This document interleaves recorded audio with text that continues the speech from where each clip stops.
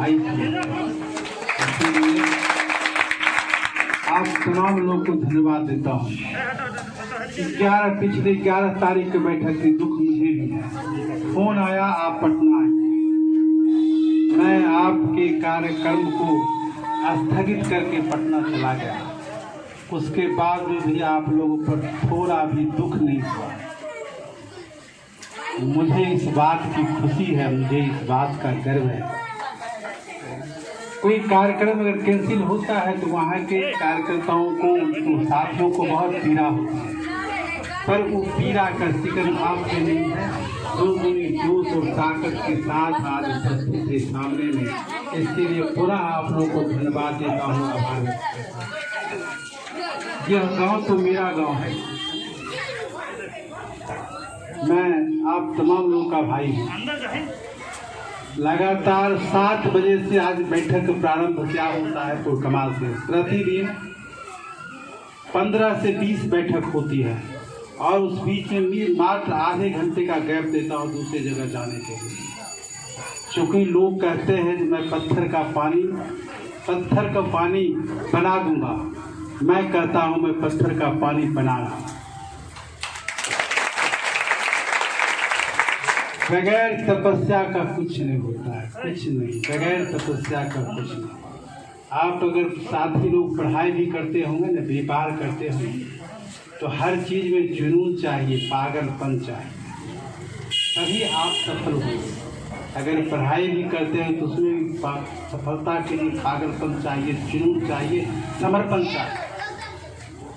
उतना कर गुजरना है जो लोग कहे देखो इसका लक्ष्य जरूर प्राप्त होगा, यह मंजिल तक जरूर जाएगा, लोग कहने लगे। इसलिए साथियों, हम तो 10 वर्षों से आपकी सेवा कर रहा हूँ।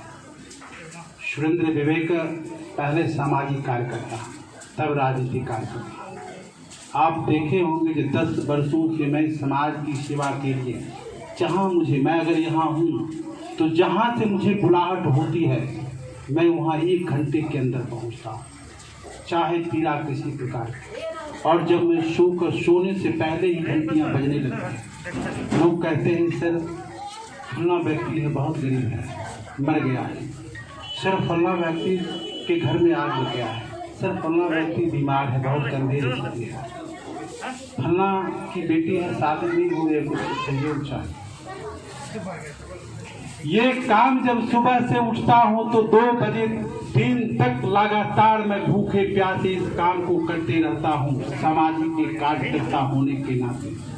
और जब मुझे बुलाहट होती है तो मैं ये नहीं पूछता हूँ जो आपका क्षेत्र क्या है, आपकी जाति क्या है, आपका धर्म क्या है, आप किस पार्टी के हैं, मैं इस चीज को नहीं पूछता हूँ। अगर पूछता हूँ तो सिर्फ उसकी पीड़ा पूछता हूँ, उसका दुख पूछता हूँ। ये जान करके, ये समझ करके उसी बेचैनी के साथ में तत्सम वहां पहुंचता हूं।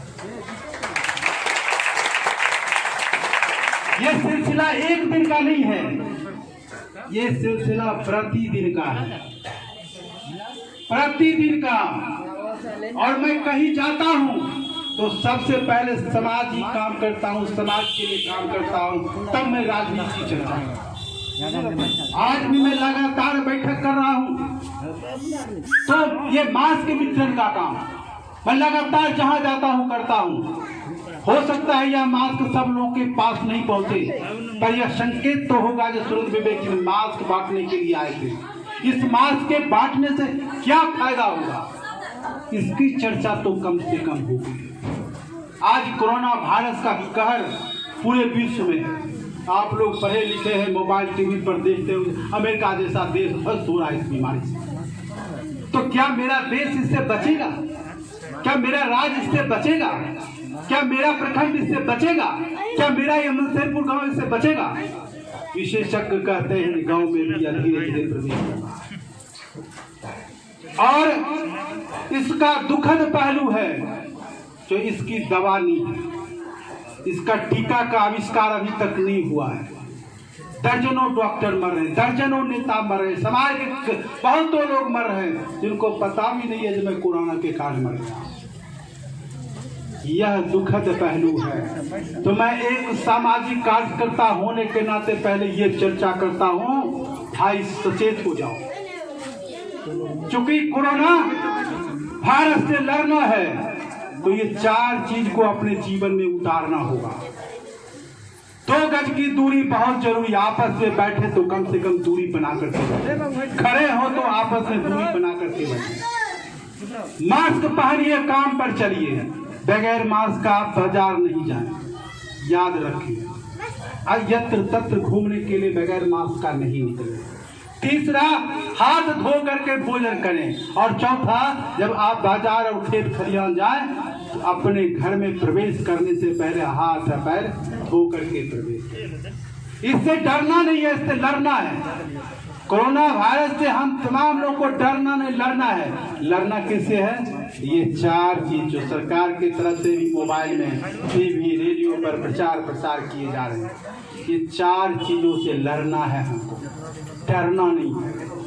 तो एक सामाजिक कार्यकर्ता के होने के नाते सबसे पहले समाज की चिंता करता हूँ, आदमी की चिंता करता हूँ। चूंकि समाज बचेगा तब राजनीति को, तब मैं आपसे वोट मांगूंगा या मैं चुनाव लड़ूंगा, समाज बचेगा तब।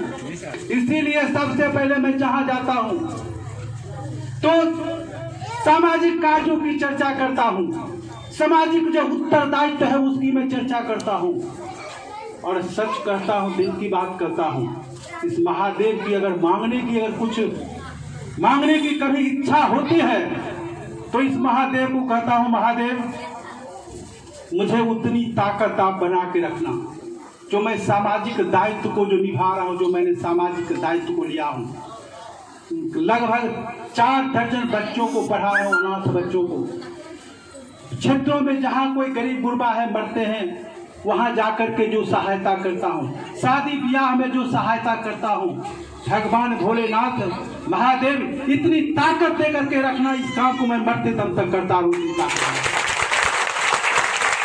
इसी भावना के साथ में अपने सामाजिक काम का निर्वाह कर रहा हूँ, सामाजिक दायित्व का निर्वाह कर रहा हूँ, इसी ताकत के साथ। और इस काम को सुरेंद्र विवेक नहीं करता, ये याद रखिएगा।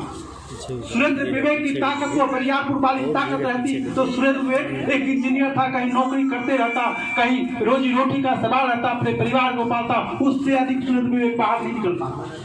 ये सारा काम जिन्होंने ताकत दी है, ये सब महादेव की कृपा है, उस भगवान की कृपा है। मैं उनको धन्यवाद देता हूँ, तो सोने के वक्त तो बहुत लोगों के पास पैसा होगा, धन होगा, कोई कमी नहीं होती होगी, लेकिन सुबह सोने के वक्त जब उठता हूँ तो ये सुरेंद्र विवेक के पास ही क्यों फोन आता है? कभी कल्पना कीजिए, बहुत लोग हैं, अगर क्षेत्र में कोई गरीब लोग बढ़ते हैं, शादी ब्याह, घटना दुर्घटना की चर्चा होती है, तो सुरेंद्र विवेक को ही क्यों फोन आता है? यह उस भगवान की कृपा है, ईश्वर की कृपा है, जो मेरे पास फोन भेजते हैं और मैं इस उत्तरदायित्व को निभाने के लिए निकल पड़ता हूँ। जो भगवान हमको प्रेरणा देते हैं, उस प्रेरणा को पूरा करने के लिए मैं निकल पड़ता हूँ। ये सारा सब कुछ महादेव की कृपा है, भगवान की कृपा है। और मैं लगातार सामाजिक कार्यों के बाद मैं चर्चा करता हूँ, राजनीतिक चर्चा, क्योंकि मैं एक राजनीतिक कार्यकर्ता के रूप में आपके बीच हूँ। सबसे पहले सामाजिक कार्यकर्ता, तब राजनीतिक कार्यकर्ता। फिर कह देता हूँ, अगर कोई मुझे सामाजिक कार्यकर्ता कहता है तो मुझे बेहद खुशी होती है।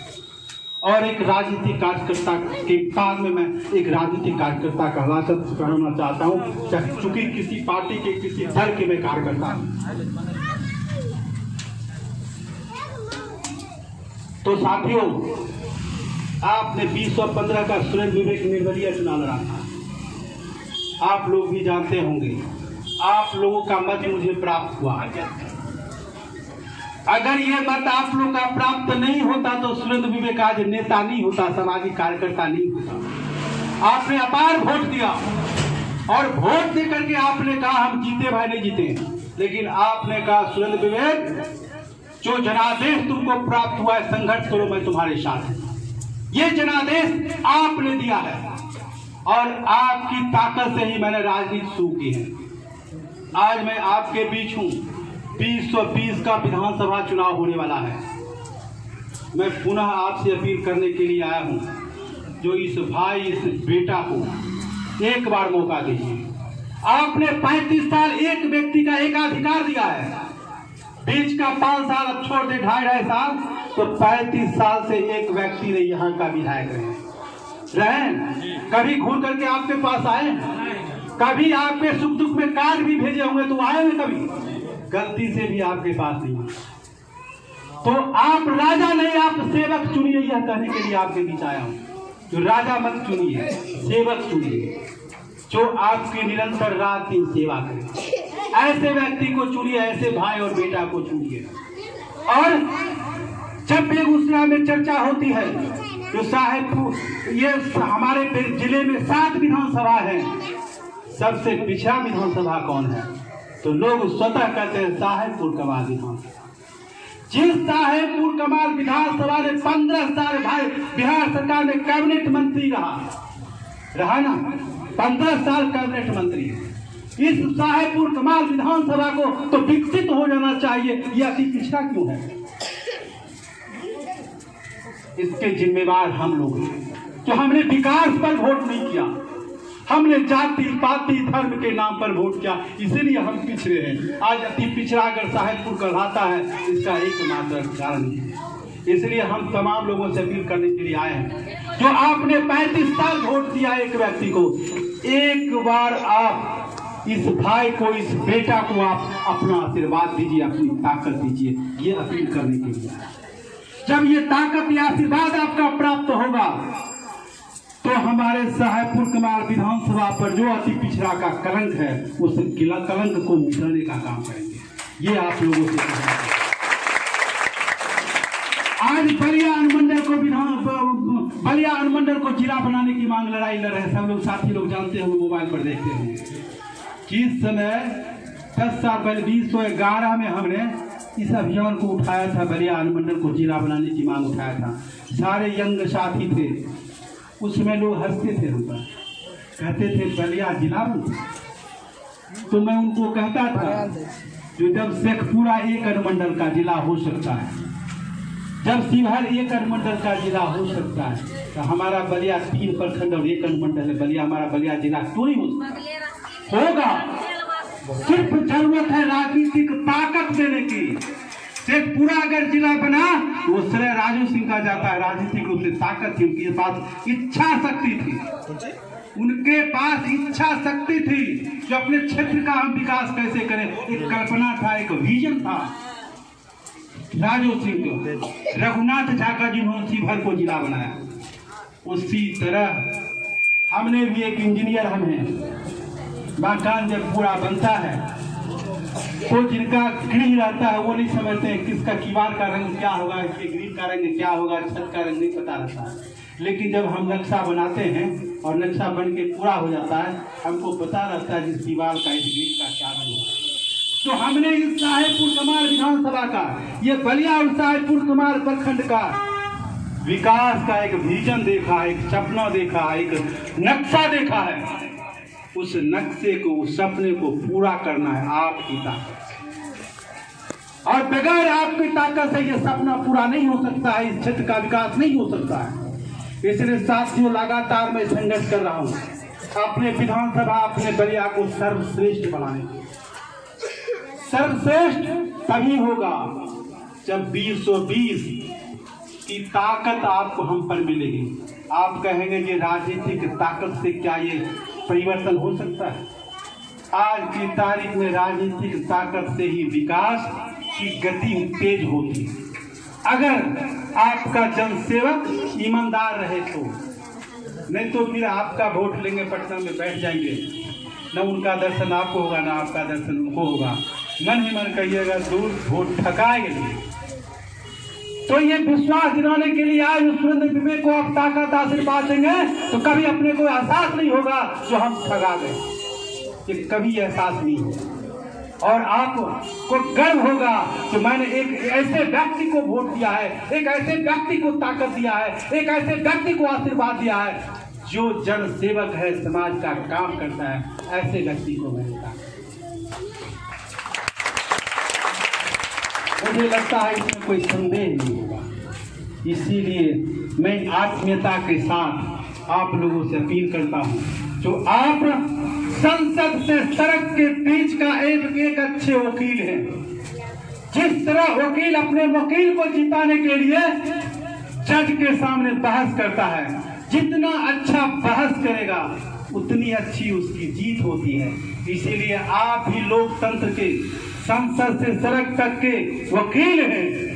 आप सुरेंद्र विवेक के लिए जितनी अच्छी वकालत करेंगे उतनी बड़ी जीत आपको मिलेगी, उतनी बड़ी जीत आपको मिलेगी। इसीलिए आप तमाम लोग सुरेंद्र विवेक हैं, तमाम लोग विधायक आप होंगे, आपको ऐसा ये एहसास होगा अंदर से विधायक मैं हूं, इसलिए विधायक मैं बनाया हूं, इसलिए विधायक मैं हूं, आप विधायक होंगे। और जब आपका आशीर्वाद प्राप्त होगा तो विकास तो होगा ही। समाज में जो मेरी भूमिका है, जो मैं समाज के लिए काम कर रहा हूँ, ईश्वर की कृपा से, इस महादेव की कृपा से वो ताकत 2 गुनी ताकत 4 गुनी ताकत से काम है। जब ताकत मिलेगी तब, नहीं तो समाज का तो जो काम है मैं तो कर ही रहा हूँ, आप बुलाते हैं। तो आप तय कर लीजिए, तो एक बार परिवर्तन लेना, एक बार सुरेंद्र विवेक के साथ लोगों को कहिए चलिए, तावे की रोटी पलटिएगा नहीं तो रोटी जल जाएगी। राजा को जब परिवर्तन आप नहीं करेंगे तो राजा निरंकुश हो जाएगा। जब उसको आप लगातार जिताते रहेंगे तो आपकी चिंता रहेगी। अभी तक देख लिए लोग, एक बार सुरेंद्र विवेक को मौका दो, और सुरेंद्र विवेक जीतेगा तो आपका भाई है, आपका बेटा है। जब आप चाहिएगा आप बुला लीजिएगा, कभी गाड़ी की आवश्यकता नहीं होगी आपको, पैदल भी जाकर के सुरेंद्र विवेक से मिल सकते हैं, या सुरेंद्र विवेक को आप तमाम लोग मिलजुल के ताकत दीजिए। बहुत लोग ठगने के लिए आएंगे, उस पर विश्वास नहीं करना है।